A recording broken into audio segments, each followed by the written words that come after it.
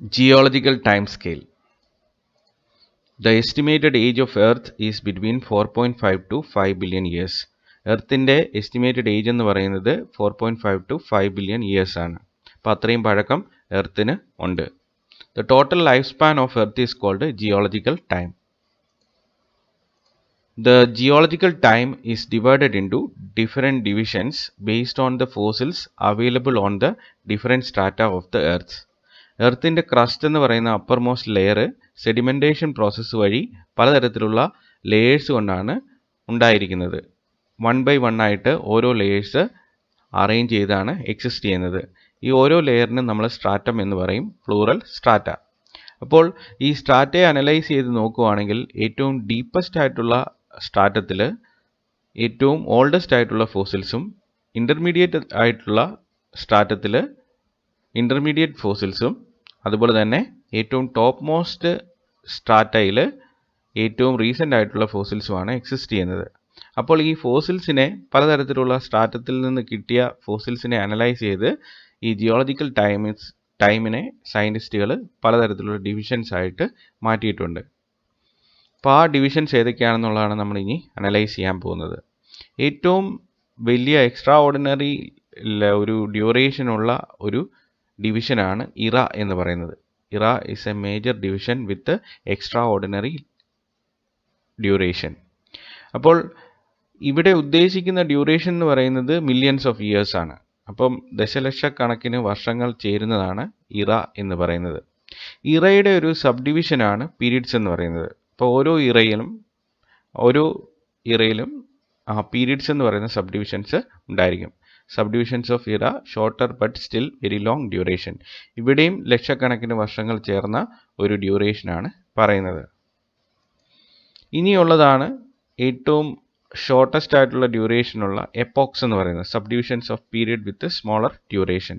അപ്പോൾ ഇവിടെ smaller duration ആണെന്ന് പറഞ്ഞാൽ പോലും അവിടെയും ആയിരക്കണക്കിന് അല്ലെങ്കിൽ ലക്ഷക്കണക്കിന് വർഷങ്ങൾ ഉണ്ടായിരിക്കും എന്നുള്ളതാണ്. അപ്പോൾ മേജർ ഡിവിഷൻ ആയിട്ടുള്ള ഇറയുടെ സബ് ഡിവിഷൻ ആയിട്ടുള്ള പീരീഡ്സിൻ്റെ സബ് ഡിവിഷൻസ് ആയിട്ടുള്ള എപ്പോക്സ്, ഇതൊക്കെയാണ് ജിയോളജിക്കൽ ടൈമിൻ്റെ ഡിഫറെൻറ്റ് ഡിവിഷൻസ് എന്ന് പറയുന്നത്. The eras, periods and epochs of the geological time are arranged in an orderly chronological manner and this arrangement is called geological time scale. അപ്പോൾ നമ്മൾ നേരത്തെ പറഞ്ഞ ഇറയെയും പീരീഡ്സിനെയും എപ്പോക്സിനെയൊക്കെ വളരെ ഓർഡർ ആയിട്ട് അവയുടെ ക്രോണോളജിക്കൽ സീക്വൻസ് അനുസരിച്ചിട്ട് അറേഞ്ച് ചെയ്തിട്ടുണ്ട്. ആ അറേഞ്ച്മെൻറ്റിന് പറയുന്ന പേരാണ് ജിയോളജിക്കൽ ടൈം സ്കെയിൽ. അപ്പോൾ ജിയോളജിക്കൽ ടൈം സ്കെയിൽ കൊണ്ടുള്ള അഡ്വാൻറ്റേജ് എന്ന് പറയുന്നത് ഏതൊക്കെ കാലഘട്ടത്തിലാണ് ഏതൊക്കെ തരത്തിലുള്ള ഓർഗാനിസംസ് ഒറിജിനേറ്റ് ചെയ്തത്, അതുപോലെ തന്നെ ഏത് കാലഘട്ടത്തിൽ ഏത് തരത്തിലുള്ള ഓർഗാനിസത്തിൻ്റെ ഡോമിനൻസ് ആണ് ഉണ്ടായിരുന്നത്, ഇതുപോലുള്ള ഫീച്ചേഴ്സ് എല്ലാം ജിയോളജിക്കൽ ടൈം സ്കെയിൽ കൊണ്ട് മനസ്സിലാക്കിയെടുക്കാൻ പറ്റും. ഇപ്പോൾ ജിയോളജിക്കൽ ടൈം സ്കെയിൽ എന്ന് പറയുന്ന ആ കൺസെപ്റ്റ് മനസ്സിലാക്കാൻ വേണ്ടിയിട്ട് നമ്മൾ ജസ്റ്റ് ഒരു കലണ്ടറിനെ ഒരു ഉദാഹരണമായിട്ട് എടുത്താൽ മതി. അപ്പോൾ വർഷങ്ങൾ അടങ്ങുന്നതാണ് അല്ലെങ്കിൽ ഒരു വർഷത്തെ സൂചിപ്പിക്കുന്നതാണ് ഒരു കലണ്ടർ എന്ന് പറയുന്നത്. അപ്പോൾ 365 ദിവസം ചേരുന്നതാണ് ഒരു ഇയർ. അപ്പം ഏറ്റവും വലിയ ഡ്യൂറേഷനുള്ള ഒരു ടൈം പീരീഡാണ് ഇയർ എന്ന് പറയുന്നത്. അപ്പോൾ ആ ഇയറിനെ നമുക്ക് ഇറയായിട്ട് സങ്കല്പിക്കാം.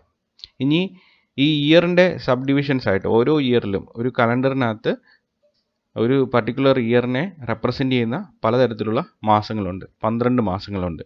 ആ ഓരോ മാസവും 30 ദിവസങ്ങൾ ചേർന്നാണ് ഉണ്ടാകുന്നത്. അപ്പോൾ ആ ഇയർ എന്ന് പറയുന്ന ലോങ്ങർ ഡ്യൂറേഷൻ്റെ സബ് ഡിവിഷൻസ് ആയിട്ടുള്ളതാണ് ഈ മന്ത്സ് എന്ന് പറയുന്നത്, മാസങ്ങൾ എന്ന് പറയുന്നത്. അപ്പോൾ അവയുടെ ഡ്യൂറേഷൻ എന്ന് പറയുന്നത് കുറവാണ്, 30 ദിവസങ്ങൾ മാത്രമേ ഉള്ളൂ. മറ്റേത് 365 ഇത് 30. അപ്പോൾ ഈ മാസങ്ങളെ നമുക്ക് എന്തായിട്ട് കൺസിഡർ ചെയ്യാം? പീരീഡ്സ് ആയിട്ട് കൺസിഡർ ചെയ്യാം. ഇനി ആ മാസങ്ങളിലുള്ളത് ദിവസങ്ങളാണ്. ആ ദിവസങ്ങളെ നമുക്ക് 24 മണിക്കൂറുകൾ ഡ്യൂറേഷനുള്ള ആ ദിവസങ്ങളെ, ഷോർട്ട് ഡ്യൂറേഷനുള്ള ആ ടൈം പീരീഡിനെ നമുക്ക് എന്തായിട്ട് കൺസിഡർ ചെയ്യാം? എപ്പോക്സ് ആയിട്ട് കൺസിഡർ ചെയ്യാം. അപ്പോൾ ഇവിടെ ഒരു ജസ്റ്റ് ഉദാഹരണം എന്നുള്ള രീതിയിൽ മാത്രമാണ് ഞാൻ ഇവിടെ കലണ്ടറിനെ കൊണ്ടുവന്നത്. നമ്മൾ ഈ പറഞ്ഞ ഇറയും പീരീഡ്സും എപ്പോക്സും ഒക്കെ വളരെ ലോങ്ങർ ഡ്യൂറേഷൻ തന്നെയാണ്. അവിടെ ആയിരക്കണക്കിന്, ലക്ഷക്കണക്കിന്, ദശലക്ഷക്കണക്കിന് വർഷങ്ങൾ ചേർന്നതാണ് ഓരോരോ ഡിവിഷൻസും പറയുന്നത്. അപ്പോൾ ഏറ്റവും വലിയ ഡിവിഷൻ ഇറയും അതിൻ്റെ സബ് ഡിവിഷൻ ആയിട്ടുള്ളത് പീരീഡ്സും പിന്നെ ആ പീരീഡ്സിൻ്റെ സബ് ഡിവിഷൻസ് ആയിട്ടുള്ള എപ്പോക്സുമാണ് വരുന്നത്. അപ്പോൾ ഒരു ഇറയ്ക്കകത്ത് തന്നെ ഒരു പർട്ടിക്കുലർ ഇറ നമ്മൾ നോക്കുകയാണെങ്കിൽ ആ ഇറയ്ക്കകത്ത് തന്നെ ഒന്നിൽ കൂടുതൽ പീരീഡ്സ് കാണും. അതുപോലെ തന്നെ എപ്പോക്സും കാണാനുള്ള സാധ്യതയുണ്ട്.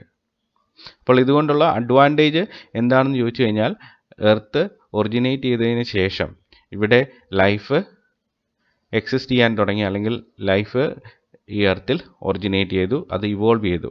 ആ പ്രോഗ്രഷൻ ഓരോ കാലഘട്ടങ്ങളിൽ എങ്ങനെയാണ് നടന്നത് എന്നുള്ളത് റിഫ്ലക്റ്റ് ചെയ്യുന്ന ഒരു സ്കീമാറ്റിക് ആണ്, അല്ലെങ്കിൽ ഒരു അറേഞ്ച്മെൻ്റ് ആണ്, അല്ലെങ്കിൽ ഒരു കൺസെപ്റ്റാണ് ജിയോളജിക്കൽ ടൈം സ്കെയിൽ എന്ന് പറയുന്നത്. ഇപ്പോൾ മേജർ ആയിട്ടുള്ള ഇറാസ് ആണ് നമ്മൾ ഇനി ഡിസ്കസ് ചെയ്യാൻ പോകുന്നത്. 5 മേജർ ഇറാസ് ആണുള്ളത്: ആർക്കിയോസോയിക്, പ്രോട്ടിറോസോയിക്, പാലിയോസോയിക്, മീസോസോയിക് ആൻഡ് സീനോസോയിക്. ഇപ്പോൾ ഓരോ ഇറയും അതിന് സ്പെസിഫിക് ആയിട്ടുള്ള ഫോസിൽസ് കൊണ്ട്, ആ പീരീഡിൽ ഉള്ള ആ ഫോസിൽസ് കൊണ്ട് യൂണീക്കായിട്ട് എക്സിസ്റ്റ് ചെയ്യും. ജിയോളജിക്കൽ ടൈം സ്കെയിലിനെ ഇൻക്ലൂസീവായിട്ട് റെപ്രസെൻ്റ് ചെയ്യുന്ന ഒരു സ്കീമാറ്റിക്കാണ് നിങ്ങളിവിടെ കാണുന്നത്. അപ്പോൾ ഇതിനകത്ത് പലതരത്തിലുള്ള ഇറാസും പീരീഡ്സും എപ്പോക്സും ഒക്കെ അറേഞ്ച് ചെയ്തിട്ടുണ്ട്. അപ്പോൾ ഇത് എങ്ങനെയാണ് ഇൻ്റർപ്രറ്റ് ചെയ്യുന്നതെന്ന് ചോദിച്ചു കഴിഞ്ഞാൽ ഇതിൻ്റെ ഏറ്റവും പ്രിമിറ്റീവ് ആയിട്ടുള്ളത് ഇതിൻ്റെ ബോട്ടത്തിലാണ് വരുന്നത്. അപ്പോൾ ഏറ്റവും പ്രിമിറ്റീവ് ആയിട്ടുള്ള ഇറ ആർക്കിയോസോയിക് ആണ്, അപ്പോൾ അത് ഏറ്റവും ബോട്ടത്തിൽ വരും. ഏറ്റവും റീസെൻ്റ് ആയിട്ടുള്ളത് സീനോസോയിക് ഇറയാണ്, അപ്പോൾ അത് ഏറ്റവും ടോപ്പിൽ വരും. അപ്പോൾ ആർക്കിയോസോയിക്, പ്രോട്ടിറോസോയിക്, പാലിയോസോയിക്, മീസോസോയിക്, സീനോസോയിക് ഇങ്ങനെ അറേഞ്ച് ചെയ്തിരിക്കുന്നു. ഓരോന്നിനും ചിലപ്പോൾ അതിന് കറസ്പോണ്ടിങ് ആയിട്ടുള്ള പീരീഡ്സ് എന്ന് പറയുന്ന ഡിവിഷൻസും പിന്നീട് ആ പീരീഡ്സിൻ്റെ സബ് ഡിവിഷൻസ് ആയിട്ടുള്ള എപ്പോക്സും ഉണ്ടായിരിക്കും. അപ്പോൾ ഇതിനെ നമുക്കൊന്ന് അനലൈസ് ചെയ്യാം. ഏറ്റവും പ്രിമിറ്റീവ് ആയിട്ടുള്ളതാണ് ആർക്കിയോസോയിക് ഇറ എന്ന് പറയുന്നത്. ഈ ആർക്കിയോസോയിക് ഇറയിലാണ് ഇവിടെ ലൈഫ് ഒറിജിനേറ്റ് ചെയ്തത്. അപ്പോൾ 3.5 ബില്യൺ ഇയേഴ്സ് എഗോ ആണ് ആർക്കിയോസോയിക് ഇറയുടെ സ്റ്റാർട്ടിംഗ് പോയിന്റ് എന്ന് പറയുന്നത്. അതായത് ഭൂമിയിൽ ലൈഫ് ഒറിജിനേറ്റ് ചെയ്തത് 3.5 ബില്യൺ ഇയേഴ്സ് എഗോ ആണ്. അപ്പോൾ ആർക്കിയോസോയിക് ഇറയുടെ സ്റ്റാർട്ടിംഗ് പോയിന്റ് അതാണ്. അപ്പോൾ ഏറ്റവും പ്രിമിറ്റീവ് ആയിട്ടുള്ള ലൈഫ് ഫോംസ് ആണ് ആർക്കിയോസോയിക് ഇറയിലുള്ളത്. Then next comes the second era, that is Proterozoic ഇറ.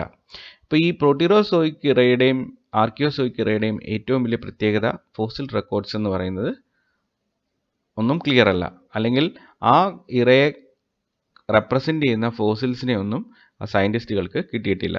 അപ്പോൾ ആ ഇറയെക്കുറിച്ചിട്ടുള്ള വളരെ ഡീറ്റെയിൽഡ് ആയിട്ടുള്ള റെക്കോർഡ്സ് ഒന്നും ഇല്ല എന്ന് തന്നെ നമുക്ക് കരുതാം.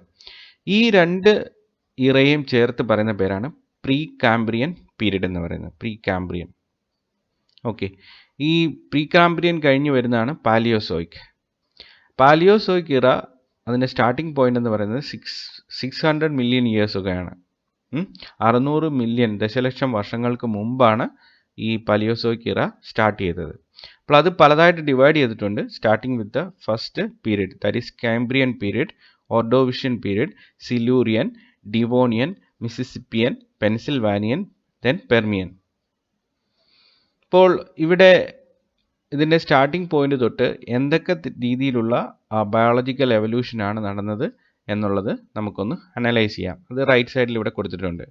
ഇപ്പോൾ ഇതിൻ്റെ കാംബ്രിയൻ പീരീഡിലൊക്കെ നമുക്ക് കാണാൻ സാധിക്കുന്നത് ഡോമിനൻസ് ഓഫ് ട്രൈലോബൈറ്റ്സ് ആണ്. അതായത് ആർത്രോപോഡിൻ്റെ ഏറ്റവും പ്രിമിറ്റീവ് ആയിട്ടുള്ള ഒരു ഗ്രൂപ്പാണ് ട്രൈലോബൈറ്റ്സ് എന്ന് പറയുന്നത്. ട്രൈലോബൈറ്റോമോർഫ എന്ന് പറയുന്ന സബ് ഫൈലത്തിൽ വരുന്നതാണ് ട്രൈലോബൈറ്റ്സ്, 3 ലോബ്ഡ് ഓർഗാനിസംസ്. ആ ട്രൈലോബൈറ്റ്സിൻ്റെ ഡോമിനൻസ് പാലിയോസോയിക്കിലുണ്ട്. ഇനി ഓർഡോവിഷ്യൻ ആയപ്പോഴേക്കിന് ഫസ്റ്റ് വെർട്ടിബ്രേറ്റ്സ് ഒറിജിനേറ്റ് ചെയ്തിട്ടുണ്ട്. ദെൻ സ്കോർപ്പിയോൺസ്, മില്ലിപിഡ്സ് ഇതൊക്കെ സിലൂറിയൻ പീരീഡിലാണ്. പിന്നെ ഡിവോണിയൻ ആയപ്പോഴേക്കിന് പലതരത്തിലുള്ള ഫിഷസും ഫസ്റ്റ് ആംഫിബിയൻസും ഒക്കെ ഒറിജിനേറ്റ് ചെയ്തു. ദെൻ മിസിസിപ്പിയൻ ആയപ്പോൾ ക്രൈനോയിഡ്സ്, എക്കിനോഡേംസ് അബണ്ടൻ്റ് ആയിട്ട് എക്സിസ്റ്റ് ചെയ്തു. ദെൻ പെൻസിൽവാനിയനിലായപ്പോഴേക്കിന് ഫസ്റ്റ് റെപ്റ്റൈൽസ് ഒറിജിനേറ്റ് ചെയ്തു. പെർമിനിയൻ പീരീഡിലേക്കായപ്പോൾ റെപ്റ്റൈൽസ് എക്സ്പാൻഡ് ചെയ്തു എന്നുള്ളതാണ്. അപ്പോൾ അതാണ് പാലിയോസോയിക് ഇറ. ഇനി അടുത്താണ് മീസോസോയിക്.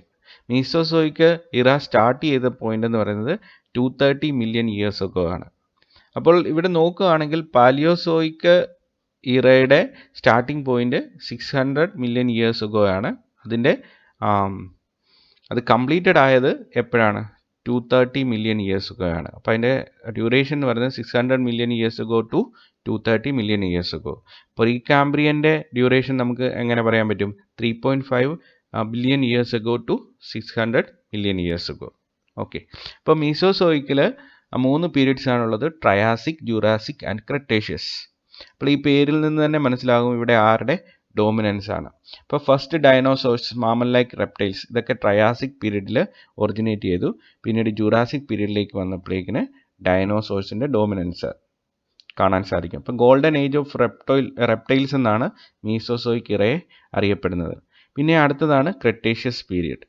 ഇപ്പോൾ ഫസ്റ്റ് ഫ്ലവറിങ് പ്ലാന്റ്സ് ഉണ്ടാകുന്നതാണ് അവിടുത്തെ ഏറ്റവും സ്ട്രൈക്കിംഗ് ആയിട്ടുള്ള ഫീച്ചർ എന്ന് പറയുന്നത്. അപ്പോൾ 230 million years ago to 63 million years ago, അതാണ് മീസോസോയിക് ഇറയുടെ ഡ്യൂറേഷൻ എന്ന് പറയുന്നത്. അപ്പോൾ അവിടെ റെപ്റ്റൈൽസിൻ്റെ ഡോമിനൻസ് അല്ലെങ്കിൽ ഡൈനോസോഴ്സിൻ്റെ ഒക്കെയാണ് ഡോമിനൻസ് കാണുന്നത്.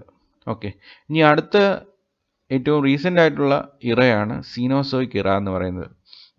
സീനോസോയിക് ഇറയിൽ 2 പീരീഡ്സ് ഉണ്ട്: ടെറിഷറി ആൻഡ് ക്വാട്ടർനറി. ഇപ്പോൾ ടെറിഷറിയും ക്വാട്ടർനറിയും എപ്പോക്സ് ആയിട്ട് ഡിവൈഡ് ചെയ്തിട്ടുണ്ട്. പാലിയോസീൻ, ഇയോസീൻ, ഒളിഗോസീൻ, മിയോസീൻ, പ്ലിയോസീൻ, ഇതൊക്കെയാണ് ടെറിഷറി പീരീഡിൽ വരുന്നത്. ദെൻ ക്വാട്ടർനറിക്കകത്ത് വരുന്നതാണ് പ്ലീസ്റ്റോസീൻ ആൻഡ് റീസെൻറ്റ്. അപ്പോൾ ഇതിൻ്റെ സ്റ്റാർട്ടിംഗ് പോയിന്റ് എന്ന് പറയുന്നത് 63 മില്യൺ ഇയേഴ്സ് ഒക്കെയാണ്. അപ്പോൾ ഇവിടെ പ്രിമിറ്റീവായിട്ടുള്ള എപ്പോക്സിലൊക്കെ എന്തൊക്കെയാണ് സംഭവിച്ചതെന്ന് നമുക്കൊന്ന് നോക്കാം. Ancestral representatives of most modern orders of mammals appeared. അപ്പം മാമൽസിൻ്റെ ഒരു ഒറിജിനും അവയുടെ എവല്യൂഷനുമാണ് ഈ സീനോസോയിക് ഇറയുടെ ടെറിഷറി പീരീഡിൻ്റെ ഏറ്റവും ഇമ്പോർട്ടൻ്റ് ആയിട്ടുള്ള ഫീച്ചർ എന്ന് പറയുന്നത്. ഇപ്പോൾ പ്ലിയോസിൻ, മിയോസിനിലേക്ക് ആയപ്പോഴേക്കിന് മാമൽസിൻ്റെ സ്പെഷ്യലൈസേഷൻ കൂടി, മാമൽസ് ഡോമിനേറ്റ് ചെയ്തു. പ്ലീസ്റ്റോസീൻ ആയപ്പോഴേക്കിന് dominance of man, prehistoric men.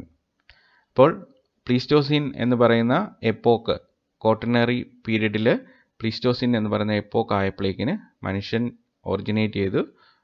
അപ്പോൾ മനുഷ്യൻ്റെ ഡോമിനൻസ് അവിടെ കാണാൻ സാധിക്കും. ഇനി റീസെൻ്റ് എപ്പോക്കിലേക്ക് വന്നപ്പോൾ modern genera and species of animals, ഇപ്പോൾ എക്സിസ്റ്റ് ചെയ്യുന്ന എല്ലാ തരത്തിലുള്ള ജീനസും സ്പീഷീസും ഒക്കെ ഒറിജിനേറ്റ് ചെയ്തു. അപ്പോൾ ഇതാണ് ജിയോളജിക്കൽ ടൈം സ്കെയിലിൻ്റെ ഒരു ഏറ്റവും ബ്രീഫായിട്ടുള്ള റെപ്രസെൻറ്റേഷൻ എന്ന് പറയുന്നത്. അപ്പോൾ ജിയോളജിക്കൽ ടൈം സ്കെയിലിനെ മനസ്സിലാക്കാൻ വേണ്ടി നിങ്ങൾക്ക് ഇത് ഉപയോഗിക്കാം. ഇനി നമ്മൾ ഈ ഓരോ ഇറയെക്കുറിച്ചിട്ടും അതിൻ്റെ സ്ട്രൈക്കിംഗ് ആയിട്ടുള്ള ഫീച്ചേഴ്സ് മാത്രം നമ്മളിവിടെ പിൻ പോയിന്റ് ചെയ്യുകയാണ്. Oldest one, period of great volcanic activity. ഇപ്പം ആർക്കിയോസോയിക് ഇറ ഏറ്റവും ഓൾഡസ്റ്റ് ആയിട്ടുള്ളതാണ്. അവിടെ വോൾക്കാനിക് ആക്ടിവിറ്റിയും അതുപോലുള്ള